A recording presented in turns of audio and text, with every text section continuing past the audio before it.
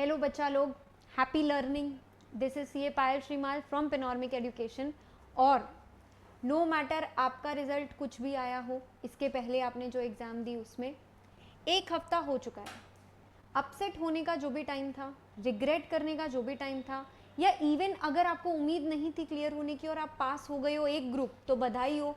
Celebrate करने का भी जो टाइम था वो अब ख़त्म हो चुका है। If you are someone who is going to repeat exam in intermediate September, या फिर आप किसी कारण से मई में नहीं दे पाए थे और अब आप इंटरमीडिएट सेप्टेम्बर 24 की एग्जाम्स अप्रोच कर रहे हो, तो डेट शीट रिलीज हो चुके हैं इंस्टीट्यूट द्वारा। इसीलिए आज हम लोग यहाँ पे एक स्ट्रैटेजी सेशन डिस्कस करने के लिए मिले हैं, एक स्ट्रैटेजी बनाने के लिए मिले हैं कि अब हमारे को कौन कौन सी प्रॉब्लम सामने आने वाली है और हमें उसे कैसे टैकल करना है। देखिए, जो डेट शीट निकली है वो 12 सितंबर को एडवांस अकाउंट्स होगा आपका, 14 को लॉ, 17 को टैक्स, आपको 19 को कॉस्ट, 21 को ऑडिट और 23 को एफएमएसएम आपका होने वाला है। तो अब कई सारे सवाल हमारे मन में आ जाते हैं।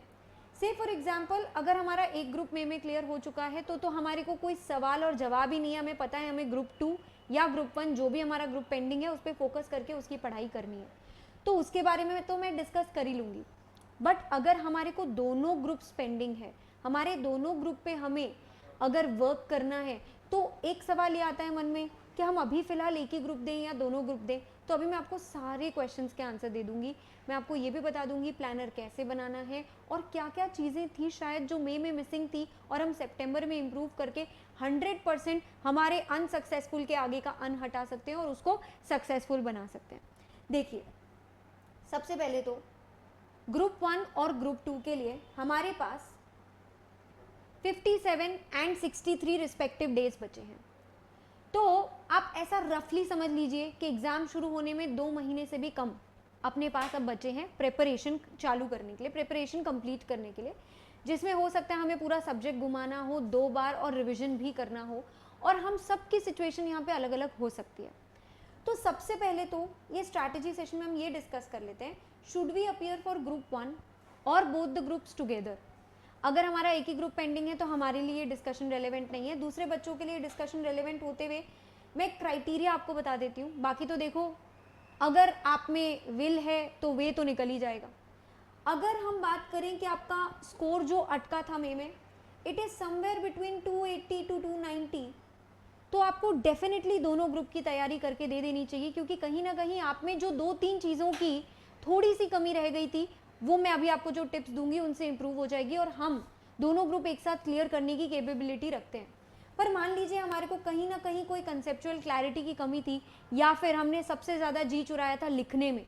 देखिए, इंस्टीट्यूट का मार्क्स जो सबसे ज़्यादा कटता है वो प्रेजेंटेशन और कीवर्ड्स मिसिंग होने पर, या फिर रिटन प्रैक्टिस न होने पर प्रैक्टिकल सम्स को सॉल्व कैसे करना है, प्रेजेंट कैसे करना है और समय कैसे मैनेज करना है, ये सब चीज़ों की वजह से हो जाता है। तो ऑब्वियसली हमें अकॉर्डिंगली अपना डिसीजन लेना चाहिए।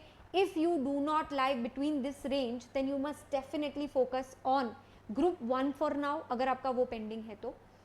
ग्रुप 1 पे फोकस करना इसलिए मैं ज़रूरी समझ रही हूँ क्योंकि देखिए, अब आपके पास में 2 महीना है प्रिपेयर करने के लिए, और अगर आपके दोनों ग्रुप्स वीक हैं तो आप एक ग्रुप पे अच्छे से पूरा फोकस करके उसको सितंबर में निकालिए, और फिर आप दूसरा ग्रुप आराम से जनवरी में दे सकते हैं।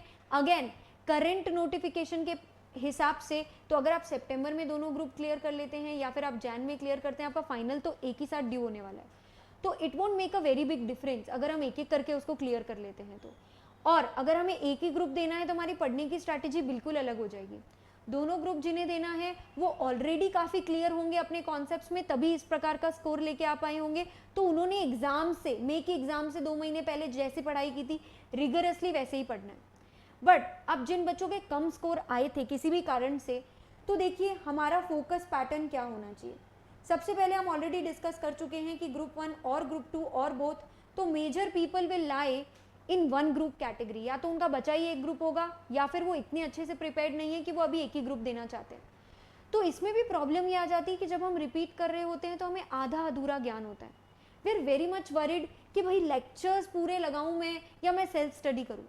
तो आपको खुद से बिल्कुल अपना स्कोर देख के ये चीज़ एनालाइज करनी होगी कि अगर हम बॉर्डर लाइन पास भी नहीं हो रहे इंडिविजुअल सब्जेक्ट में, मतलब हमें वो सब्जेक्ट की क्लैरिटी ही नहीं है और हमें लेक्चर्स लगाने की ज़रूरत है। और अगर आप एक ग्रुप देख रहे हो तो आप डेफिनेटली लेक्चर्स भी लगा सकते हो और उसके बाद लेटर ऑन उस पार्ट पे सेल्फ स्टडी भी कर सकते हो। देखिए, अगर आप फोकस करके सेल्फ स्टडी कर पा रहे हैं तो बहुत अच्छी बात है, वरना आप लेक्चर्स लगाइए। एटलीस्ट लेक्चर्स लगाने में जो रिलेटेड एनर्जी होती है आपकी वो कम लगेगी, क्योंकि आप सुन रहे हो और टीचर बोल रहा है, ठीक है। लेकिन जब आप सेल्फ स्टडी कर रहे हो, मतलब कोई टारगेट्स आपको सेट करने पड़ेंगे डेली के डेली, वरना आपको पता नहीं है कि कितनी देर का मैं सोच के बैठा था और कितनी देर निकल गई है। तो यहाँ पर हम लोग एक 4-3-4 रूल लगाने वाले हैं। What is this 4-3-4 rule? ये 4-3-4 रूल के अंदर में हम ऐसा देखेंगे कि भाई 4 घंटे हम प्रैक्टिकल सब्जेक्ट को दे दें, जैसे कि हमने एडवांस अकाउंट शुरू किया तो हम 4 घंटे एडवांस अकाउंट्स पढ़ लिए। 3 घंटे फिर हम लॉ को दे सकते हैं, थियोरी सब्जेक्ट हमने पिक कर लिया। अगेन 4 आवर्स हम वापस दे देंगे टैक्सेशन को। अगर इसमें से हमारी सपोज एक सब्जेक्ट में कंसेप्चुअल क्लैरिटी कम है तो हमें ये समझना चाहिए कि इनिशियली हम लेक्चर्स लगाएं, फिर हम खुद से प्रैक्टिस करें उस सब्जेक्ट को। तो 4-3-4। बट टैक्सेशन को एक सब्जेक्ट ना मान के 2 सब्जेक्ट मानना चाहिए और इस 4 आवर्स को आप 2 पार्ट में डिवाइड कर सकते हैं, या फिर आप पहले पूरा डीटी लगा सकते हैं और फिर आप जीएसटी प्रैक्टिस कर सकते हैं। अब आपके ऊपर डिपेंड हुआ कि आपको लेक्चर्स या सेल्फ स्टडी करने से आपका काम हो गया। तो now very important is in all these 3 subjects, क्या हमने पिछली बार गलत किया था शायद, जो इस बार हमें वापस एग्जाम देनी पड़ रही है? तो मेजर स्टूडेंट्स के केस में ये चीज़ निकल के आएगी, that will be writing practice. जब हम पढ़ रहे होते हैं और सुन रहे होते हैं हमें लगता है हमें सब आ गया, बट जब हम एग्जाम में पेपर लिख रहे होते हैं तो किसी भी सेक्शन को कोट करके या किसी भी टॉपिक में अगर 3 कीवर्ड्स आ रहे हैं तो हमारे पेपर में वो कीवर्ड्स होने चाहिए। मेजरली हमें पूरी लैंग्वेज सेम नहीं लिखनी होती है, पर आंसर लिखने के लिए जो प्रोविजंस या जो सेक्शंस या जो कीवर्ड्स लिखने होते हैं वो राइटिंग से ही आएंगे। तो ये जो 4 घंटा 3 घंटा 4 घंटा मैं कह रही हूँ, इनिशियली जब हम सब्जेक्ट को लेकर बैठ रहे हैं तो मैं प्रैक्टिस करने के साथ, ओरल रीडिंग के साथ आपको कुछ राइटिंग प्रैक्टिस की बात भी कर रही हूँ। जब तक कि आप टैक्सेशन के फुल फ्लेजेड सम्स नहीं करेंगे, आप एग्जाम में भी उसको पूरी तरीके से सॉल्व नहीं कर पाएंगे, आपको घबराहट होगी पेपर के अंदर। तो इट इज़ वेरी इंपॉर्टेंट। हम कितना पानी में है ये पता करने के लिए मॉक टेस्ट हमें लिख लेने चाहिए। अब मॉक टेस्ट कब कैसे देने चाहिए? तो if you are someone who is going to give the exams of both the groups, तो आपके लिए मॉक टेस्ट कुछ इस तरीके से हो जाने चाहिए। 21 अगस्त को आप एडवांस अकाउंट्स दे देंगे, 2 दिन की प्रिपरेशन में लॉ, देन टैक्सेशन, क्योंकि एग्जाम के अंदर में भी इसमें 2 दिन की छुट्टी मिल रही है आपको। 1 सितंबर को कॉस्टिंग, 4th को ऑडिट एंड 7th को आप FMSM दे करके अपना मॉक टेस्ट क्लियर करेंगे। मॉक टेस्ट के लिए आप कोई भी पेपर उठाकर प्रैक्टिस कर सकते हैं। इंस्टीट्यूट जो आपके अटेम्प्ट के लिए मॉक टेस्ट रिलीज करेगी, you may practise from that, और you may practise from previous mock test papers, या पिछले एग्जाम के पूछे हुए कोई पेपर आप उठाकर डायरेक्टली सॉल्व कर सकते हैं। बट राइटिंग प्रैक्टिस टाइम का, लिखने का, हर चीज़ का आपको कॉन्फिडेंस देता है। वो लिखने के बाद आप उसको आंसर की से मैच कर सकते हैं कि आपके कितने आंसर्स मैच हुए, कितने प्रोविजंस मैच हुए। नाउ स्टेप मार्किंग होती है इंस्टीट्यूट की, तो अकॉर्डिंगली जितना पार्ट मैच करेगा उतने मार्क्स आपको मिल जाएंगे। 21, 24, 27 वाला ये जो लॉजिक है वो तब है जब आप दोनों ग्रुप साथ में दे रहे हैं। मान लीजिए अगर आप सिर्फ फर्स्ट ग्रुप की ही प्रैक्टिस कर रहे हैं तो फिर आप 1 सितंबर को पहले अकाउंट्स दे दीजिए, 4 सितंबर को लॉ दे दीजिए और 7th को आप टैक्सेशन दे सकते हैं, क्योंकि आपके एग्जाम में फिर भी टाइम होगा चालू करने के लिए, ठीक है। तो इस प्रकार से आप अपनी प्रिपरेशन कर सकते हैं। देखिए, हर दिन का आप कम से कम 11 घंटा बैठकर अगर पढ़ेंगे तब जाके कहीं ना कहीं इफेक्टिव 9.5 आवर्स की आपकी इफेक्टिव स्टडी हो पाएगी। एंड कितनी बार इंसान को इस बीच बहुत डीमोटिवेटेड फील हो सकता है, तो इसके लिए बहुत ज़रूरी है कि आपका देखा हुआ और आपके कंफर्ट जोन का पेपर आए। देखिए, हम क्या करते हैं कि कहीं से भी नोट्स उठा लिए और वहाँ से पूरी रीडिंग लगा ली और हमें लगता है कि हमारा टॉपिक हो चुका है, बट एग्जाम में आपसे पूछे जाएंगे क्वेश्चंस। जब तक आप ICAI की पास्ट क्वेश्चंस की प्रैक्टिस नहीं कर लेते, it is as good as कि हम सीधा मैदान में उतर गए हैं क्रिकेट की कोई भी टूर्नामेंट खेलने के लिए without having any sort of practice on the ground. आप टर्फ पे या नेट पे प्रैक्टिस करके ग्राउंड पे नहीं उतर सकते, तो आपको ICAI के लेवल क्वेश्चन सॉल्व करके ही एग्जाम में उतरना है, क्योंकि कहीं ना कहीं वहीं से आपको कॉन्फिडेंस आएगा कि यार अगर मेरे अटेम्प्ट में ऐसा पेपर आया तो मैं भी सॉल्व कर सकता हूँ। I am going to give you 3 very magical things to look forward to from this exam।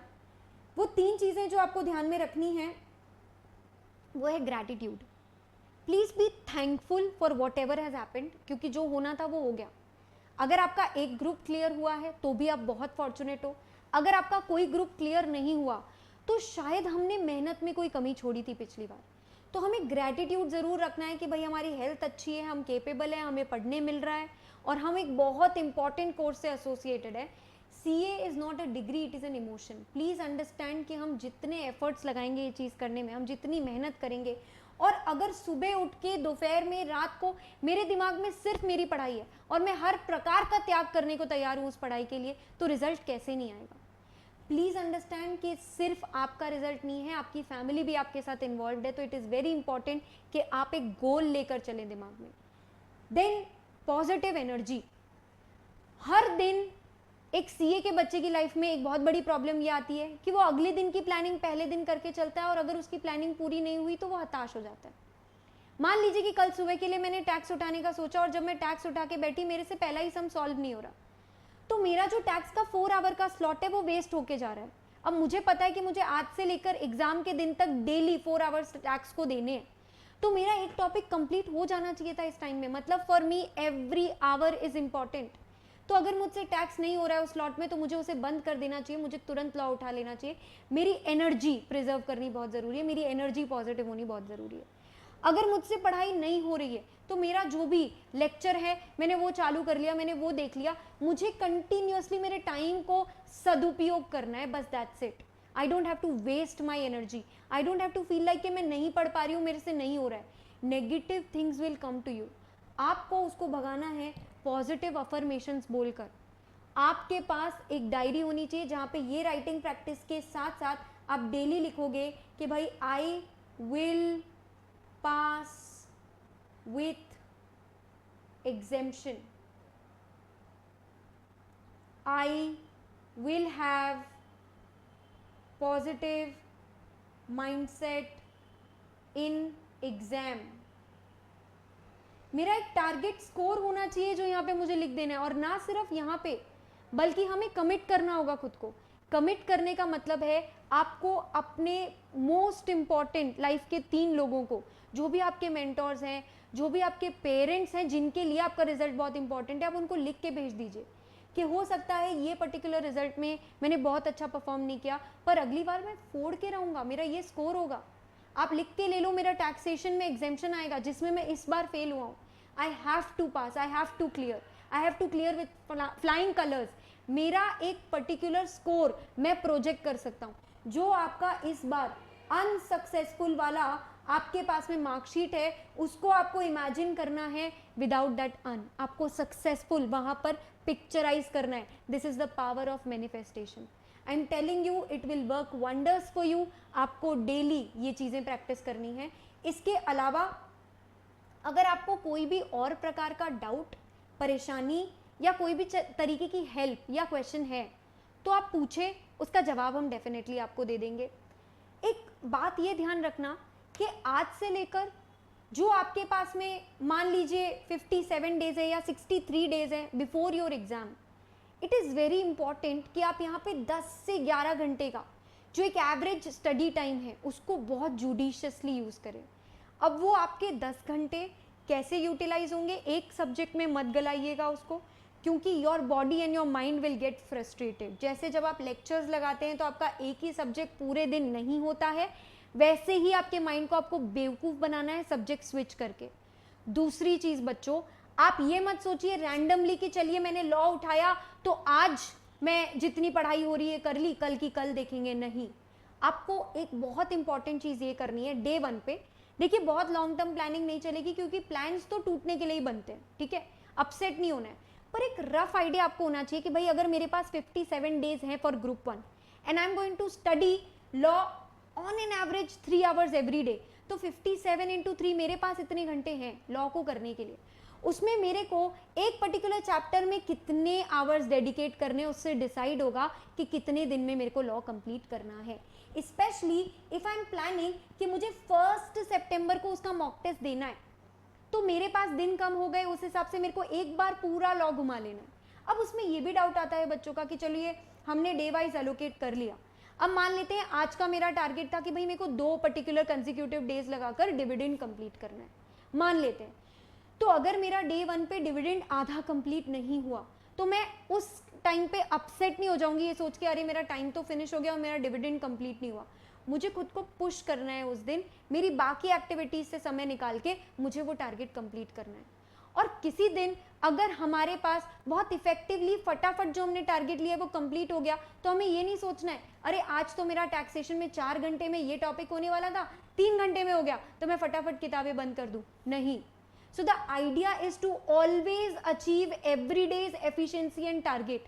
और अगर किसी दिन नहीं होता है तो कोई बात नहीं, आगे दिन कवर करेंगे। Not all days are similar. कोई दिन हाइज होते हैं, कोई दिन लोज होते हैं।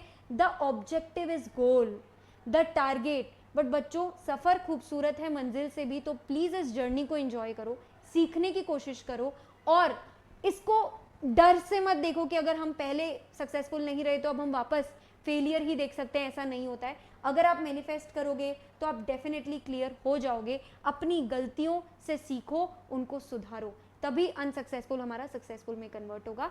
इसके अलावा अगर आपको किसी सब्जेक्ट की इंडिपेंडेंट स्ट्रैटेजी चाहिए या कोई और चीज़ में तकलीफ आ रही है तो आप एक बार कमेंट करके बताएं so that will know how to help you out. All the best guys and please understand and remember this, happy learning, gratitude, positive energy and positive affirmation will definitely make you successful. All the best. Bye bye. Take care.